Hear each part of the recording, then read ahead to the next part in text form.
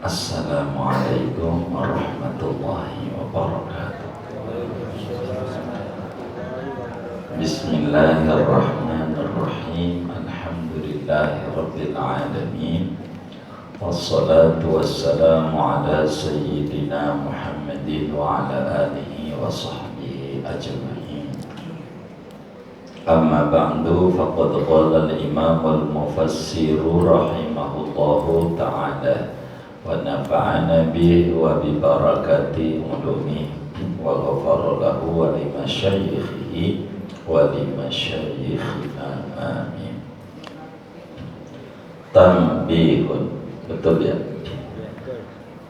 Yang kitab Arabnya halaman 63, yang terjemahnya halaman berapa? Barangkali ada ibu atau bapak yang pegang terjemah. 222. Kalau yang ada rezeki beli aja tuh yang terjemah tuh, mungkin pengurus menyediakan. 222 katanya. Tambihun, adapun ini yaitu peringatan. Yajuzu an yakuna awwalul ayati wa huwa qauluhu ta'ala wa la yahillu lakum an ta'khudhu khitaban lil azwaj.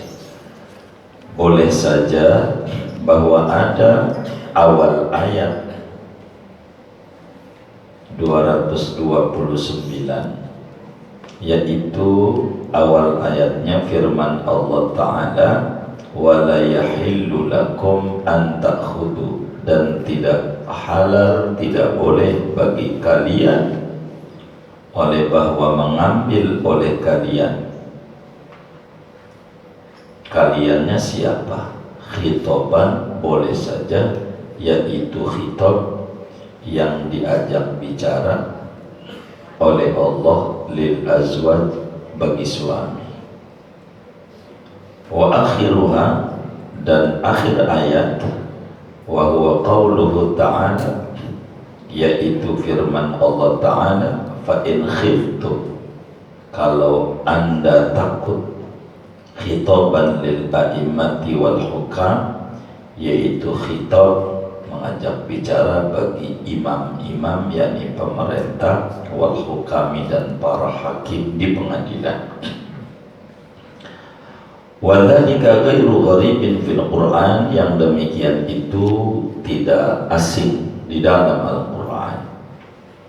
Wa yajuzu an yakuna al-khitabu kulluhu lil a'immati wal hukami, dan boleh saja bahwa ada khitabnya seluruhnya, yaitu bagi imam-imam dan para hakim. Li'annahum alladzina ya'muruna bil akhdi wal i'ta, karena mereka hakim, yaitu orang yang menyuruh dengan mengambil, yakni mengambil itu menerima tebusan, wal i'ta, dan memberikan, inda tarafu'i, ketika saling melapor, ilaihim, kepada hakim.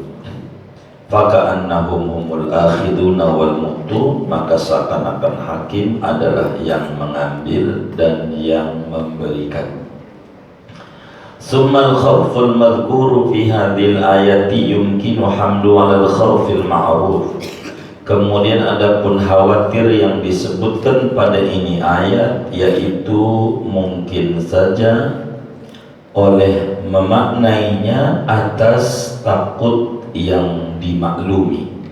Wa wal isfaqu mimma yakrahu wuqu'uhu, yaitu khawatir dari apa yang yukrahu, yang dibenci, yang tidak disukai, wuqu'uhu, oleh terjadinya. Wa yumkinu hamduhu 'ala dhann, dan mungkin saja, bisa saja oleh memaknainya atas prasangka, praduga saja. Kama quri'a qira'atan syadatan illa an yadunna, sebagaimana dibaca Quran ayat ini dengan qiraat yang syadda, yang ganjil, yang jarang, dengan bacaan illa an yadunna, bukan illa an yakhofa. Wal khawfu imma an yakuna min qibalil mar'ati faqat. Adapun rasa khawatir itu ada kalanya bahwa ada rasa khawatir yaitu dari sisi istri saja, atau min qibali zawji faqat, atau dari sisi suami saja, atau min qibalihi ma'an, atau dari sisi keduanya suami istri secara bersamaan. Aw la yahsulul khawfu min qibali wahidin minhuma, atau tidak hasil oleh takut, oleh khawatir dari sisi salah satu dari suami istri. Fa in kana al-khawfu min qibalil mar'ati, maka jikalau ada oleh rasa takut itu daripada sisi istri, bi antakuna nasyizatan mubaghidatan, dengan bahwa ada oleh istri yaitu melawan suami, lagi marah, falizauji lizauji bagi suami, fayahilu lahu akhdul mali minha, maka halal bagi suami oleh ngambil harta kembali dari istri.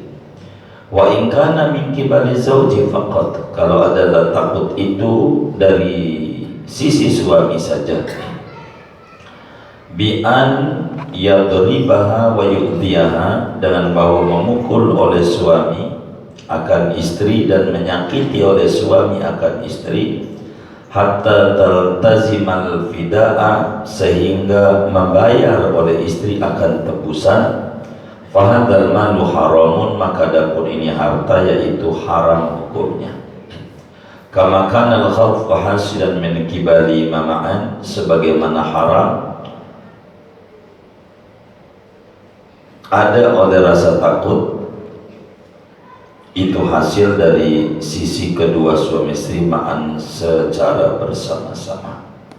Fadzalikal malu haramun aidan, maka adapun yang demikian itu harta yaitu haram juga. Wa illam yahsulil khawfu min qibali wahidin minhuma, jikalau tidak hasil oleh rasa takut dari sisi salah satu dari suami istri, faqala aktsarul mujtahidina, maka berkata oleh kebanyakan para imam mujtahid, inna hadzal khul'a jaizun, sesungguhnya ini talak tebus yaitu boleh khulu', wal malul ma'khudhu halalun, dan adapun harta yang diambil itu halal hukumnya. Wa qala qaumun, dan berkata seoleh satu kaum, innahu haramun, sesungguhnya harta yang diambil itu haram. Tilka ayma taqaddama dzikruhu min ahkamit talaq war raj'ati wal khul'i hududullah. Adapun yang demikian itu, yakni apa yang terdahulu oleh sebutannya daripada hukum-hukum perceraian, rujuk, khulu, hududullah, yaitu hukum-hukum Allah. Ay ahkamullah, yakni hukum-hukum Allah, bainal mar'ati wa zawji, antara istri dan suami. Fala ta'taduha, maka jangan melanggar oleh kalian akan hukum itu. Ay fala tatajawazu anha, maka jangan melampaui batas oleh kalian daripada hukum-hukum Allah. Wa man yata'adda hududallah, siapa orang yang melanggar akan hukum-hukum Allah. Ay wa man yatajawaz ahkamallah, siapa yang melewati akan hukum Allah. Ila ma nahallahu anhu lahu, kepada apa yang melarang oleh Allah daripadanya kepada dia. Faulaika humuz zalimun, maka mereka itu adalah orang-orang zalim. Ayat darruna li anfusihim, yakni yang membahayakan, merugikan bagi diri mereka, bita'aridiha, dengan mendatangkan dirinya, li sakhatillahi ta'ala wa iqabihi, bagi murka Allah dan siksanya Allah. Fa in talaqaha, sadaqallahul azim, fa in talaqaha, Bapak Ibu Saudara, kajian kita pagi ini tafsir masih membahas surat Al-Baqarah ayat 229. Nanti pertemuan mendatangnya Allah kasih panjang umur sehat walafiat, kita pindah ayat 230 surat Al-Baqarah. Ayat kita masih berbicara tentang khulu seperti pertemuan yang lalu. Jadi khulu itu adalah perceraian yang terjadi antara suami istri dengan cara istri membayar tebusan, membayar bayaran, yang mana bayaran itu diambil oleh suami dari si istri atau dari orang lain dengan syarat-syarat dan ketentuan-ketentuannya diatur. Ini khulu. Materi yang lalu awal ayatnya, wala yakhillu lakum an ta'khudhu mimma ataitumuhunna syai'an illa ayyakhafa alla yuqima hududallah fa in khiftum alla yuqima hududallah fala junaha alaihima fima tadabbi. Tidak boleh bagi Anda mengambil dari apa yang Anda telah berikan kepada istri, kecuali ada kekhawatiran tidak bisa menjalankan kewajiban-kewajiban berumah tangga. Namun bila muncul kekhawatiran tidak mampu menjalankan kehidupan berumah tangga, tidak mengapa suami mengambil bayaran dari si istri, mas kawinnya dibalikin dan perceraian terjadi dengan nama khulu. Tuh begitu. Yang menjadi kajian kita pagi ini tanbihun, kata Syekh Nawawi, ini hal yang perlu diingat oleh kita. Tidak boleh bagi Anda, kan Anda tuh ada orang yang diajak bicara oleh Allah. Pertanyaannya, siapa yang diajak bicara pada awal ayat? Siapa yang diajak bicara pada akhir ayat atau ayat pertemuan yang lalu? Ini ada dua tafsiran. Pada penjelasan sebelum Ramadan jauh hari dijelaskan bahwa pada awal ayat itu larinya ke suami. Awal ayat larinya ke suami. Suami tidak boleh apa yang telah diberikan kepada istri, apa yang diberikan kepada istri ketika terjadi perceraian, yang udah dikasih diambil lagi. Udah ngasih kursi, sofa, atau roti buaya, balikin. Ya cerai, balikin. Enggak boleh. Yang diajak bicara suami.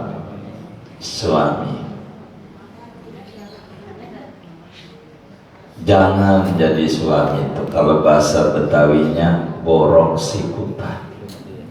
Namanya ya, apa tuh borok sikutan? Jadi itu istilah kalau orang sudah memberi, diambil lagi, menyakitkannya lama sakitnya, kesinggungnya lama, nyangkut di hatinya, kayak lamanya sikut kalau borokan. Begitu maksudnya. Kalau sikut kita tuh kena borok, sembuhnya lama apa cepat? Lama, karena kan gesek-gesek mulu, lama gerak mulu. Ini begitu gitu. Jadi termasuk suami yang baik menjalankan adab berumah tangga bila mencerai istri. Ini mengulang sebelum Ramadan. Bila mencerai istri, yang sudah diberikan kepada istri itu mas kawin, baju, gelang, kalung, biasanya kan begitu. Dibeliin gelang lagi lebaran, beliin kalung lagi, begitu.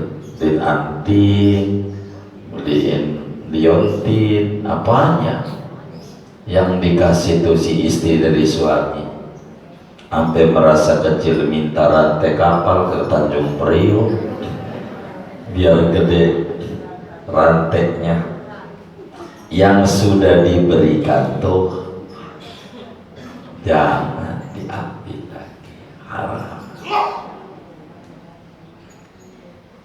Ini yang diajak bicara oleh Allah suami. Satu, di akhir ayat Allah ngomong begini, kalau Anda takut antara suami istri tidak bisa membangun rumah tangga yang baik, kewajiban istri tidak bisa dijalankan, maka kalau kamu takut, boleh, tidak mengapa membayar tebusan. Pertanyaannya, kamunya siapa? Ini kamunya hakim, pengadilan. Wahai para hakim di pengadilan agama, para hakim, kalau sampai si istri tidak mampu menjalankan tugas-tugas dia sebagai istri, bakalan menyebabkan durhaka sama suami, kagak ngapa kamu tetepin aja si istri, bayar sama laki, balikin yang si laki udah kasih. Ini kamunya siapa? Kata Syekh Nawawi, ini ayat kalau mau direnungi dua kemungkinan. Satu, awal ayat boleh saja dimaknai yang diajak bicara adalah suami.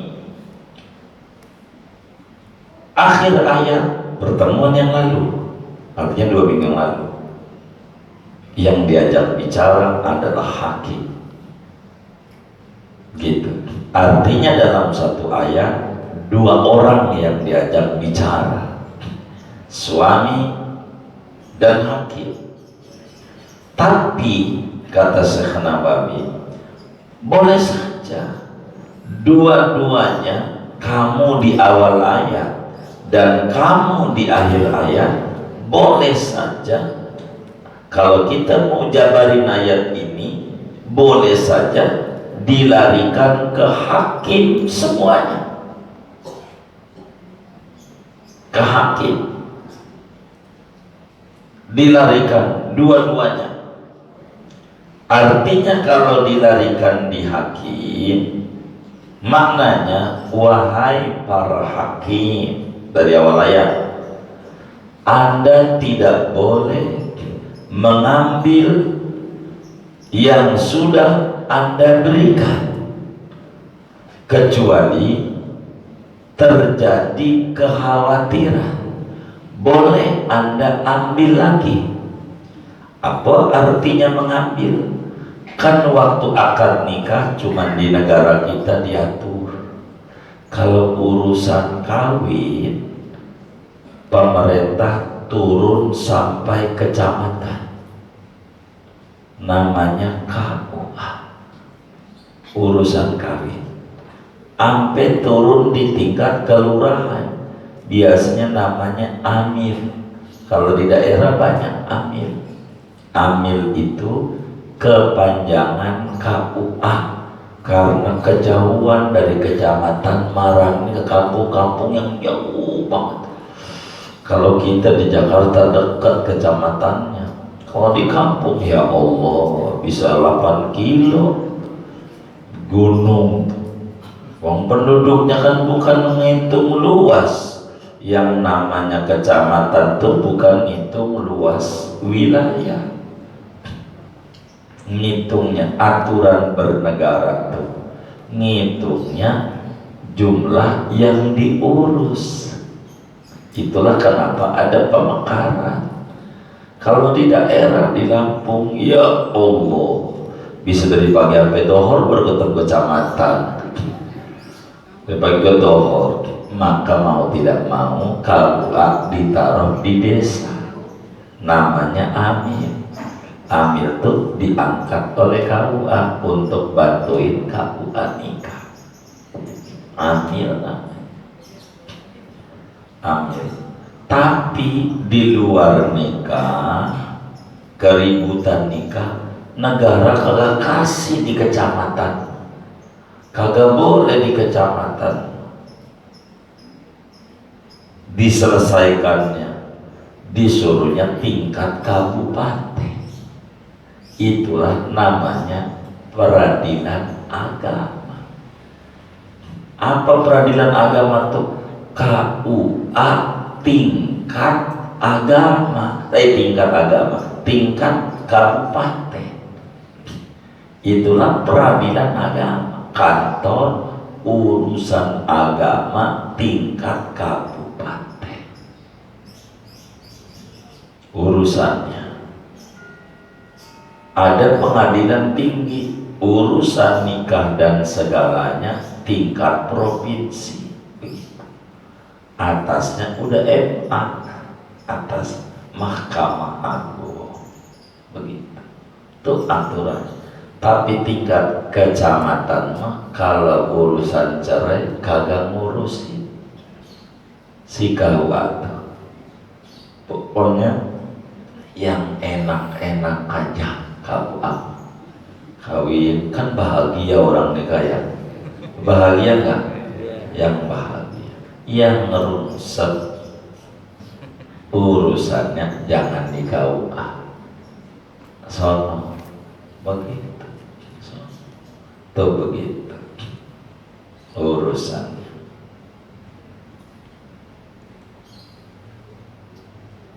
Nah, boleh saja ayat ini larinya ke pengadilan semua. Anda tidak boleh ngambil yang Anda telah berikan kecuali terjadi sesuatu yang dibenarkan oleh agama. Artinya seakan-akan kok hakim ngambil, hakim ngasih. Kok bisa? Karena yang netepin mas kawin segala macam yang nanya adalah hakim, ya walaupun nikah tuh KUA, itu kan kepanjangan hakim dia. KUA tuh kepanjangannya. Maka dia seakan-akan yang memberi, dia seakan-akan yang ngebaliki. Boleh ditafsiri begitu, boleh, kata Syekh Nawawi. Kenapa? Karena hakim adalah tempat di mana pelaporan terjadi sesuatu. Kalau terjadi sesuatu itu disuruh keributan rumah tangga nih, ngadunya ke hakim. Kudu ngadu ke KUA, tapi kita gak kasih. Ngadu tuh kalau ribut, jangan nama temennya. Aduh bang, bini saya, bini kayak begitu, tinggal aja perempuan sebuahnya tuh, gara-gara ngadu sembarang orang, nggak pakai dipikirin, begitu kayak begitu. Begitu juga bini, jadi curhat, mana curhatnya di medsos lagi, begitu. Laki saya matanya ada putih-putihnya, mau aja kamu dijawab, kalau hitam semua agak bisa lihat. Orang di medsos tergantung orang komentar suka-suka dia, nggak bisa dijadikan dalil gitu. Kita harus ngadu tuh kepada yang benar biar tidak ribut. Orang bagi warisan cari kiai di kampungnya, nanya buat nengahin. Jadi kalau ribut kita sama kakak kita nggak ribut sama dia, tuh ribut sama siang nengahin. Nah, jadi kita mau tetap akur, dia kan jelasin. Marahnya nggak sama kakak, karena dia yang jelasin begitu.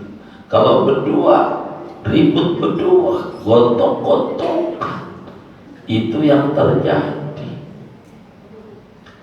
Orang tuh begitu, kurang mau mengadu dan kurang paham. Itu yang terjadi keributan di mana-mana karena begitu. Islam mengatur 7 hari orang tua wafat, bicarakan hartanya. Eksekusi nanti begitu. Islam tuh begitu. Kalau kita kuburan juga belum kering gitu, ini menjadi masalah. Bukan ngebagi itu eksekusi, tapi apa bahasa Betawinya, dipernahi, diapain, dikasih tahu. Ngebagi itu, ada orang punya tanah 5 hektar, mati udah seminggu nih hari, terangin nih 5 hektar, siapa dapat berapa, siapa dapat berapa. Tuh begitu namanya manggil kiai itu begitu. Oh, ini dapat 1/4, 25%.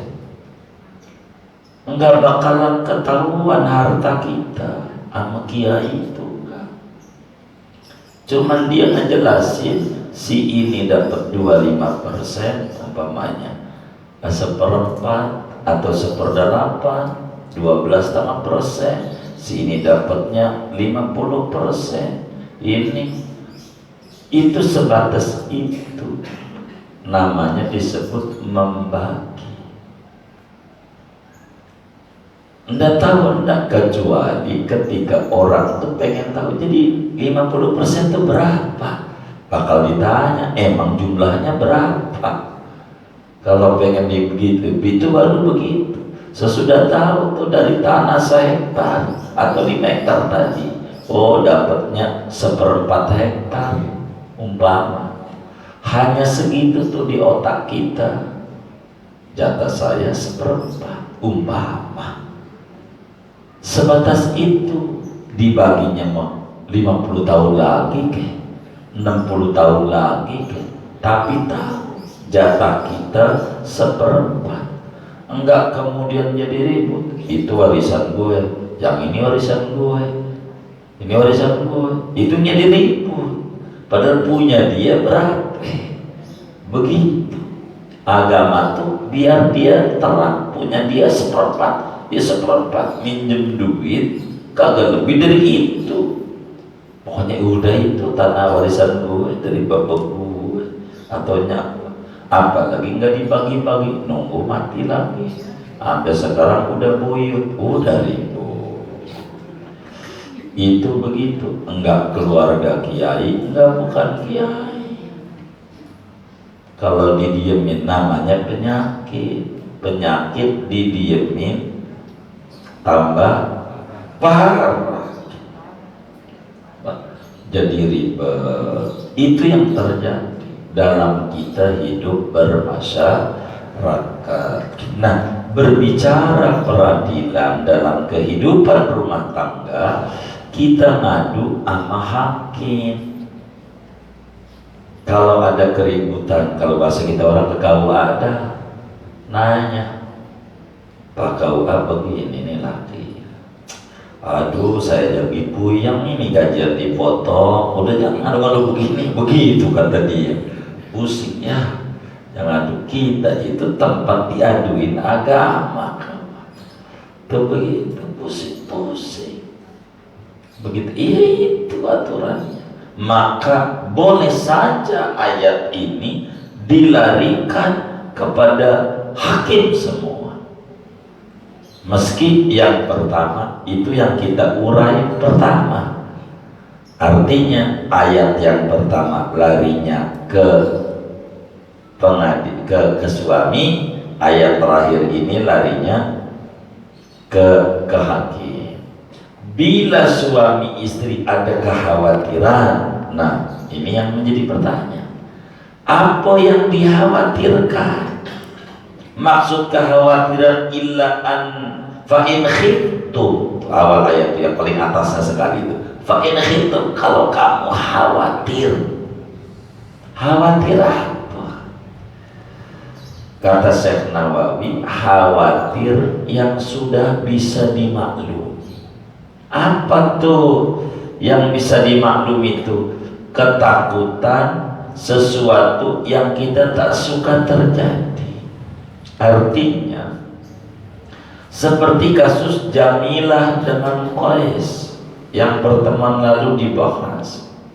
Ketika Jamilah lama-lama gak pede sama lakinya, hitam, kecil, jelek kan begitu.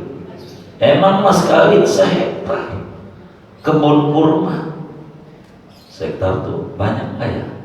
Banyak banget kata orang. Mas kawinnya, tapi pada akhirnya Jamilah lama-lama lihat muka laki nggak ada senengnya. Asal lihat muka laki udah gede kayak Jamilah tuh.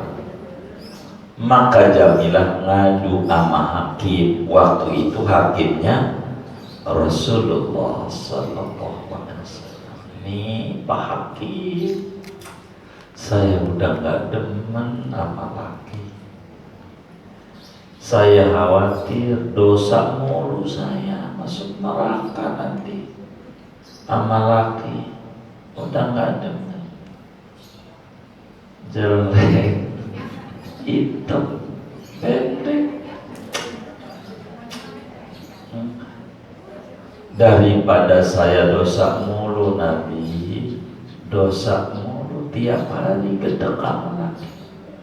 Dosa saya aja udah banyak, masa saya bikin dosa mulu tiap hari? Saya pengen pisah. Kata Nabi, tanya Sabit bin Qais terkait itu. Sabit, kata Sabit, saya masih demen. Jamilah gak mau, minta kekeh, minta cerai. Bagaimana seorang hakim harus putusin? Ini dia ayatnya, fatin khiftum, kalau anda khawatir terjadi tidak bisa menjalankan hukum Allah, si istri tidak bisa menjadi istri yang baik untuk suami, fala junaha, anda sebagai tak mengapa. Suruh bayar bininya, lakinya ambil. Kata Nabi, tuh keputusan Jamilah balikin tuh mas kawinnya si Sabit kalau mau. Ya Allah Nabi, jangankan sehektar, saya masih tambahin, saya kasih setahun lagi, yang penting saya dicerai. Akhirnya sama Sabit saya cerai dengan bayaran sekitar setengah. Lumayan.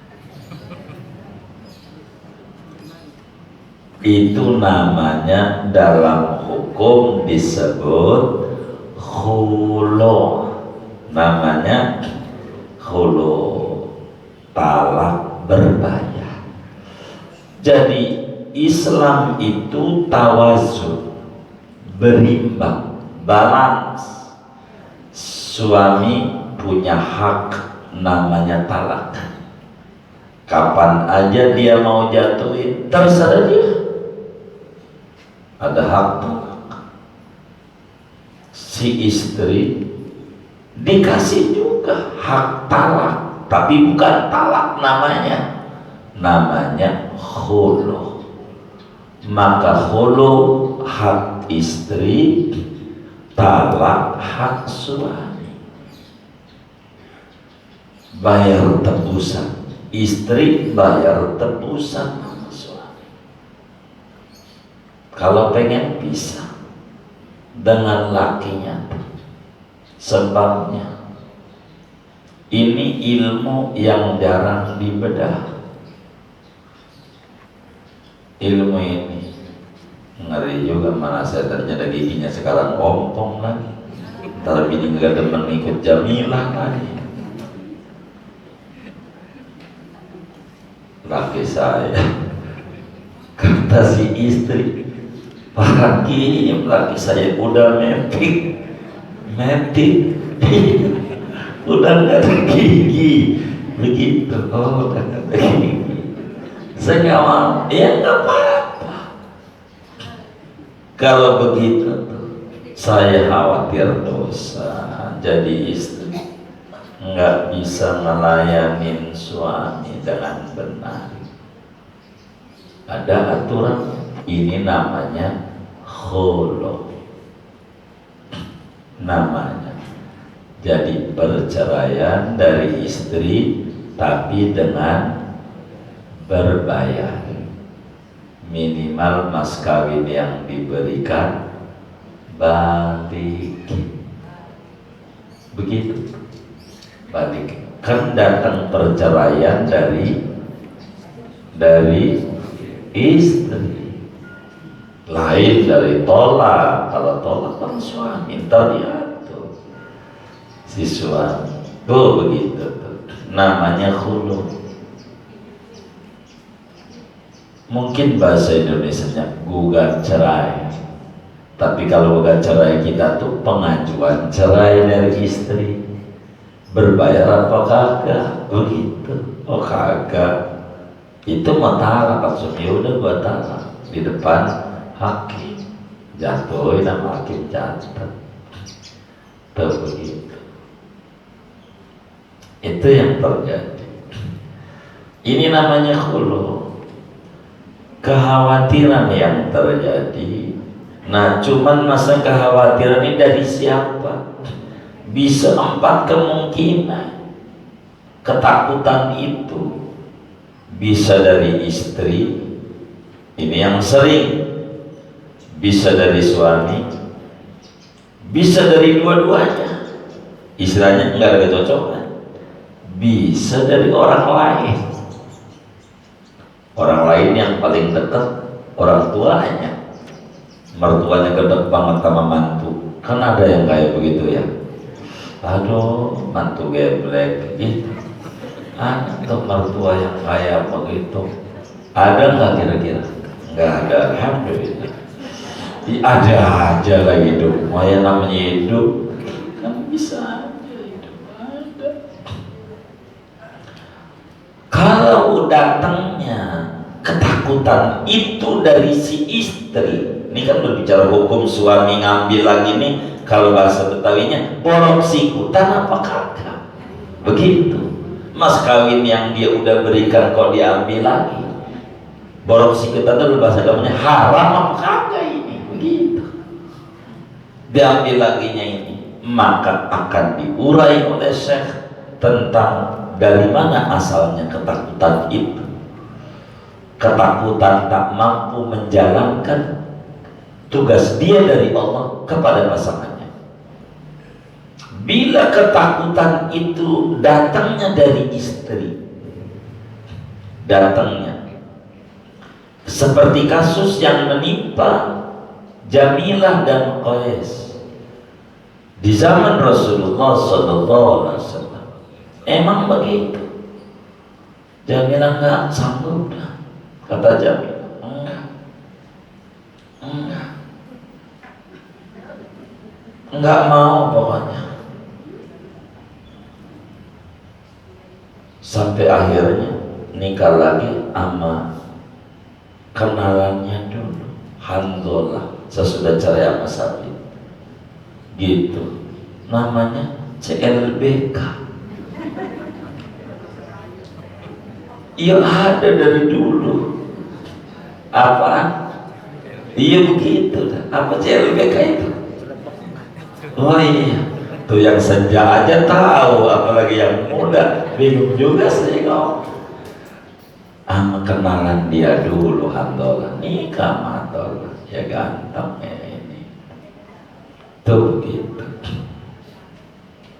Maka kemudian kan datangnya dari Jamilah, merasa enggak sanggup dia jadi istrinya Sabit, khawatir dosa. Karena datangnya dari pihak Jamilah, yakni pihak istri, kekhawatiran itu, maka bayaran, yakni mas kawin yang dibalikin oleh hakim diberikan kepada suami, itu halal, boleh kita laki ambil. Enggak borok sikutan, enggak.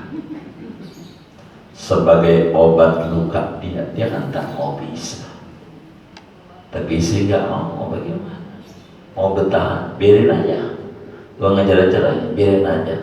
Tapi biarin aja kan kita puyang juga, biarin puyang sendiri, mau ngapain? Mencintai perempuan yang tidak mencintai kita, bertahan pada begitu. Ada mencintai orang yang sudah milik orang lain, lebih parah lagi. Kita cinta sama perempuan, sekarang dia udah nikah, lah kita masih demen aja sama dia, lah kita ngedemenin bini orang, dosa nggak? Dosa ngedemenin bini orang. Tapi kan saya ada cerita, diam aja, ya sama juga. Akhirnya kita ada tetangga, mau udah nikah ini bagus, enggak, gue masih demen sama dia. Ya kayak di dunia wadon itu doang. Ini yang namanya dunia selebar daun, itu namanya kelor tuh namanya. Yang dilihat di dunia cuma dia doang. Emang gak ada perempuan lain di dunia, banyak.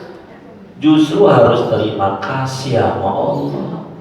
Alhamdulillah ya Allah, kau tunjukkan kepada saya bahwa ini perempuan bukan jodoh terbaik saya.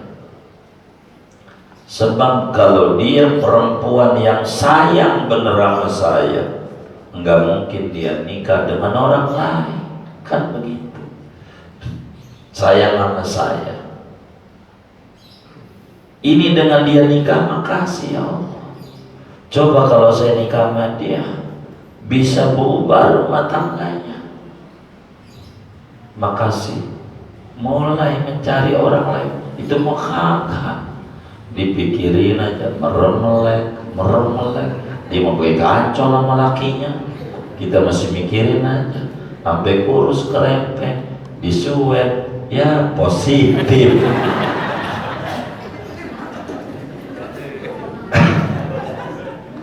Apa enggak rugi? Itu banyak orang tuh kayak begitu. Setelah saya bongkar dalam kehidupan, baru nikah. Ini teman-teman majelis sampai sekian gak menikah, saya panggil, ada apa? ujungnya begitu, mau ngapain gitu. Akhirnya pelan-pelan bisa dia ngilangin rasa di hatinya dia. Ini kan berbicara perasaan dia yang dia pertahani. Kalau bahasa agamanya nyeksa diri. Nyeksa diri enggak? Lah nyeksa diri, mikirin orang yang kagak mikirin kita. Capek nggak? Ngapa dikerjain? Agama kalau datangnya dari si istri kekhawatiran tuh, maka kemudian mas kawin yang dibalikin tuh fala junaha tuh tidak dosa, halal boleh ambil, tapi boleh doang. Iya boleh doang, nggak wajib enggak. Artinya ketika istri udah minta cerai sama kita suami umpama, udah cerai aja bang, kata maknya nggak mau pakai bayar, ya udah baik gue cerai, nggak pakai bayar, dijadi namanya talak, bukan hulu karena nggak ada bayar. Kalau berbayar namanya hulu, gue gak cerai kecuali lu bayar. Nah ini namanya hulu. Kalau bininya cuma gua minta cerai aja, ya udah gua cerai, jadi masalah lagi ribut, walaupun lagi ribut, saya emosi waktu itu, kagak ada lagi ulang tahun, makan di Telaga Sampiran, gua cerai lu, ada nggak? Kagak. Di mana-mana juga orang cerai mah ribut, maka orang berumah tangga itu pantang ngomong cerai, pantang. Kalau suami gedek sama bini satu ajaran agama, diam baik, diam aja, nggak usah ngomong, diam aja, nggak usah. Itu begitu, daripada bakal memperkeruh masalah, diam aja ya. Mulutnya kasih gembok dan tidur ya ikhlas tiap malam. Kata Bang Ubay, ada apa lu di masjid? Lagi pengen wirid. Padahal dia puyeng. Boleh aja. Kayak begitu. Enggak apa-apa. Dia daripada kita ribut tektok minta cerai, pasti ujungnya karena lagi marah jawabannya iya. 3 kata bininya, iya 3. Nah, habis itu nyesek, balik lagi gak bisa. Kudu nikah lagi. Ini ayatnya selanjutnya tuh, kalau sampai terjadi begitu tuh, belum kita baca ayatnya. Bagaimana ya kalau udah 3? Balik lagi, nanti tuh ayat, kagak bisa dia balik lagi. Begitu. Tapi gua kagak sengaja, mau sengaja mau kagak. Kalau orang cerai jadi aja begitu. Ini yang harus dipikirin orang rumah tangga, kudu ngaji. Ayat-ayat begini nih repot, begitu repot. Hukum negara belum selaras dengan hukum agama. Hukum negara cerai tidak terjadi kecuali baru terjadi kalau di depan peradilan dalam negara. Biar kita ngomong sama bini kita 1000 kali cerai, kagak jatuh juga di mata negara karena bukan di depan hakim. Tapi agama jatuh, kok namanya kan belum diambil nih hukum oleh negara. Nah namanya belum jadi hukum positif. Hukum positif itu hukum Islam yang diadopsi oleh satu negara, diterapin di negara itu. Itulah disebut hukum positif. Atau hukum dari Belanda ditetapin KUHP, namanya hukum positif. Disebutnya dalam istilah ilmu hukum begitu. Jadi kalau datangnya dari istri, duit yang diterima atau bayaran yang diterima nih halal. Bagaimana kalau datangnya dari suami? Emang suami ini nyeleneh banget. Kata orang Betawi, suwe banget. Apa tuh suwe ya? Saya sering dengar tuh bahasa suwe doang gitu. Jadi si suami ini bikin ulah supaya istrinya marah, bikin ulah. Ada aja dia. Apa ngegebuklah dia? Gitu. Apanya supaya istrinya marah? Kan nanti kalau marah minta cerai. Kalau minta cerai baru saya pasang kuda-kuda, saya minta Alphard 1. Kata suaminya gitu. Itu namanya disebutnya datangnya tuh dari suami yang mengakibatkan istri jadi kecewa sama suami. Tapi ulah niatan awalnya suami, hakim sih gak tahu niatan itu. Terjadilah perceraian itu. Si istrinya, Pak Hakim udah dah, saya cerai, saya digebukin mulu sama laki. Saya minta cerai aja Pak Hakim. Kata hakimnya, cerai. Enggak, saya masih demen. Kalau dia gebukin dia juga tuh. Saya masih demen. Kalau mau Alphard 1. Kata bininya, 2 saya kasih. Begitu. Kata bininya, itu duit yang kita terima sebagai suami haram. Begitu. Kenapa? Kan yang tahu Allah dengan niatan hati kita pengen balikin tuh. Kan begitu. Hakim nggak ada keputusan hakim menghalalkan yang haram, mengharamkan yang halal, nggak ada. Hakim itu memutuskan berdasarkan data dan fakta dalam sebuah dakwaan, dalam persidangan. Itu hakim. Ibaratnya nih contoh, jam yang saya pakai punya Bang Rojul, saya pakai, lagi wudhu saya ambil, saya pakai, kan ribut. Kata saya punya saya, kata Bang Rojul ini punya dia. Ditanya suratnya dia juga gak ada suratnya. Udah dibuang kemana itu? Saya juga gak ada dong, dapat nyolong. Kagak ada surat. Bagaimana seorang hakim harus mutusin? Dua-duanya gak ada surat. Dua-duanya disumpah berani demi Allah. Maka hakim, di mana barang itu ada, dialah pemiliknya. Maka karena dari tangan saya, punya saya, itulah hakim harus mutusin begitu. Karena dua-duanya nggak ada data. Dilihat dari barang penguasaan, dia menguasai, milik dia.